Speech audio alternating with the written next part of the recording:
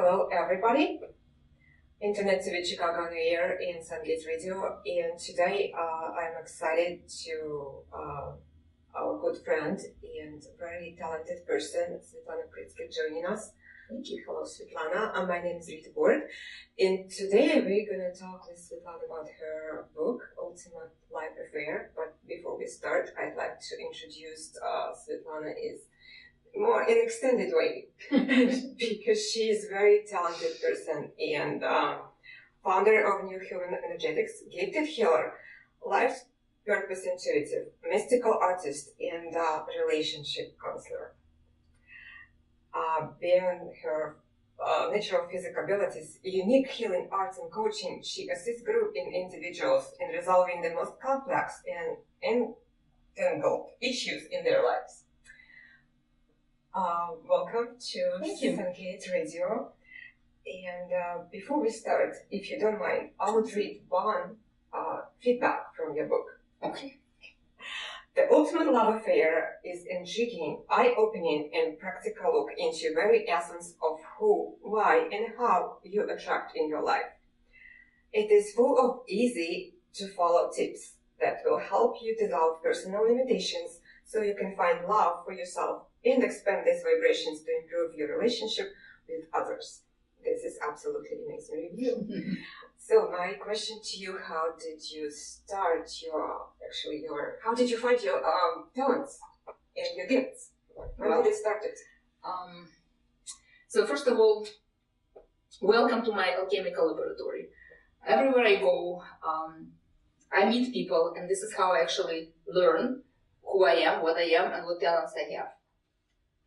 The truth of the matter is, we're constantly in relationship with ourselves through relationship with others. And every time that relationship happens and you show up for it, you're present, you're being with the person, you learn about something that you didn't know about yourself when you were all alone. In relationships, you discover your most amazing abilities to survive. You know that. You have a husband, I have a husband. Okay, boyfriends or just friends. In relationship, you find the wisdom of what happens when you say things, when you do things, when you look at people, and you become extremely aware. And the reason you become extremely aware that in relationship, people mirror everything that you do. So if you see an angry face, or somebody's laughing, or somebody's having fun, or somebody's falling apart, chances are you are part of that. You're contributing to that. So talent, I don't call it a talent. I call it a fully present, awake being. And so every time I awake a little more of me shows up.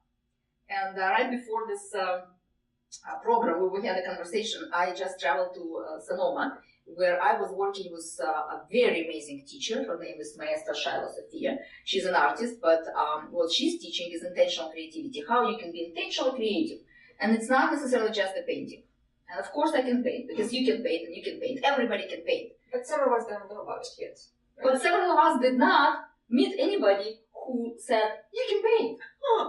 And when somebody gives you such a permission, you start painting. So what happened there, I was painting, and then all of a sudden I started writing poems. I'm not a poet. Or, no, scratch that. I was not a poet before I tried to be a poet. And I actually wrote a few poems, and when I was reading those poems, I was going, who wrote those poems? So we are dispersed. When you were introducing me as an expanded version of me, I don't really know where I begin. I begin here in my heart. What I love, who I want to be with, and who I don't want to be with, this is all here. But then it goes, and it doesn't have an ending. Every one of us is a universe. And the way it expands is through experience. That's as simple as that. So every time you claim that experience, you also claim a part of you that has been somewhere. It's not lost.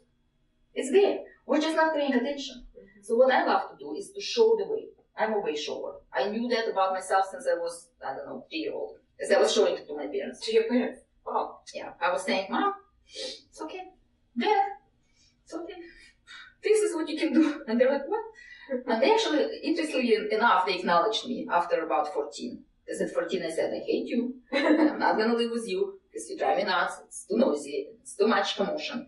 And they said, okay, What should we do? It's like, this is how you should be, this is how it should be, if you want me to be here. Well, they behave. Oh, yes. Exactly. Usually, if you voice your opinion, somebody will listen. But if you always, nothing will happen. Great lesson. That's a practical lesson. Practical lesson. Thank you very much. Open your mouth, tell the truth. Do you remember how did you start to write your book? How did writing that come up? I wasn't a bad writer. I was not a writer, but in terms of writing, I could always write. In my school experience, I didn't really like mathematics. Later on, I've learned a lot, but at the time, I just couldn't care less. So I was writing essays for the 30 people in the class, and then everybody did my math homework. Math, physics, chemistry homework was done by every guy in my class because they always knew that they will have essay written by me in time, on their theme, no problem. But here, when I immigrated in 1989, I worked a lot with the families because I had a school. I had a very big, expanded, about 450 children school. And of course, all the parents had all kinds of problems with their children, with each other. So I ended up counseling everybody. Mm-hmm. And then there was Norberkov Institute, mm-hmm. which I became a vice president at the time. And then we had 10 cities and people were calling me, hotline. So I was resolving their problems. And at some point I was so tired, I said like, okay, I'm going to put it all down on the paper. I'll give it to you. You read it, leave me alone. Mm-hmm. It didn't happen, of course. But at least I've written some things that people can use without me necessarily repeating. I don't like repeat things either. I guess it happened because usually people with the same problem. Yeah, we all have the same problems. It's a pattern for the most parts. Yeah, and I truly believe the problem starts from I don't know how to say things. Nobody listens to me. Nobody sees me. I'm gonna eat some worms because nobody loves me. Right, and I don't deserve it. Yeah, and what's the point? Because no matter what I do, nobody's gonna hear it, listen, or love me. So that's I started to read your book and find that it's not just simple reading. Mm-hmm. How would you suggest for those who has your book to read it? Well, it's an interesting question. Because when I read my books or my poems, I go, wow, what did she say there? That's really good advice, I should read it. And when I read my poems, I cry. So, because I'm not writing that particular thing that has a power in it, that takes you out of where you are to that other place of expansion, and it's hard to come back and actually be cognizant and be left-brained in that moment. It's not necessarily me, it's just that expansion of me that's writing it. I am a channel, so it's easy for me to channel, but when it's all done, it's very hard to edit, because it feels like every word has to be there, but that word is not necessarily for everybody. So one day, I had an experience with Abraham Hicks. You probably know who they are.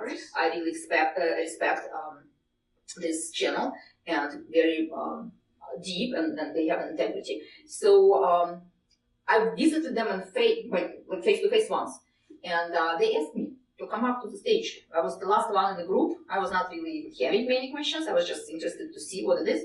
But when they asked me, I couldn't ask the question. Because there was so much energy and love that came through, and I'm pretty sensitive, that I just fell apart. I couldn't be me. So Esther saying, what's your question? I'm like, ah. So she goes, well, I'm going to answer your question. You are not the teacher for everybody. So stop trying. I'm like, ah. And she's like, you don't have to do it for everybody. Everybody has their own teacher. So you have to let the people who can read what you write and who can hear what you have to say come to you, and stop doing it for everybody. And at the time, I had people drug abuse, people raped, all kinds of problems, mental problems, suicidal, this and that. I could heal anybody, and I still can. And that was my day. It started at 9, and until 7 o'clock, I have all kinds of problems, addictions, like you would never believe it. And they said, you don't have to do it for everybody, because you're doing way too much, and sometimes it causes problems. A person comes in, a rush with healing, they're all covered in rash next morning. I'm like, oh my God, healing crisis. Mm-hmm. And so I realized that it's my job, and it's your job, and of course your job, to show up 100%. Mm-hmm. For every calling that you have, 100%. And then whoever can get out of that 100%, 1%, 5%, 25%, 99%, good for you. But you cannot do 5%. Because if you do 5%, these people will get 10%. So this is how I write my books. This is how I paint my paintings. This is how I do my sessions. I show up 100%. But I do not rush anybody anymore. I do not create rushes on the bodies or inside the bodies. I just allow the time and space that you believe you need to fix your problem and stop being a problem. And move into that other state in which you have the freedom and the choice and you can do what you want to do 100% every time. Great, thank you very much. So basically this is the message for our listeners. That's the message for everybody. Show up, show up. Yeah. Thank you very much. I think it was a great message. I loved it. Show up for yourself 100%. Fully. Thank you. And what happens is when you show up, the universe shows up for you. Because what you want, it wants you too. It's calling your name all the time. But if you're kind of like 50% there, you get 50% of the result, and 50% is good. But we don't do 50% normally. We show up for 15%. I'm not talking from ether. I am, but I have an expertise. And I've studied holographic memory resolution. It's a pretty extensive body of work by Brand Baum. And in that research, he shows, with many sightings, which I don't remember right now, but you can go check, that a normal person who is alive and well goes into a space that is not here and now about 15 times an hour. That's normal, healthy, very successful, financially free person. A person who is in grief, which we know a lot of these people who say they're in depression, people who say they have anxiety, panic attacks, these people are not out of the space 15 times an hour. These are the people who go 10, 15 times a minute, in and out, blinking out of existence. So when I say show up, that's what I mean. Leave those places where you're blinking, because these places are no longer present. Come here, because your destiny, who you are, is here. People that you want to relate to are here. They're waiting for you. Your husband, your children, your grandparents, mothers, fathers, they're all here. That's another great message. Be here and now. It's good for everybody, but it's very good for you.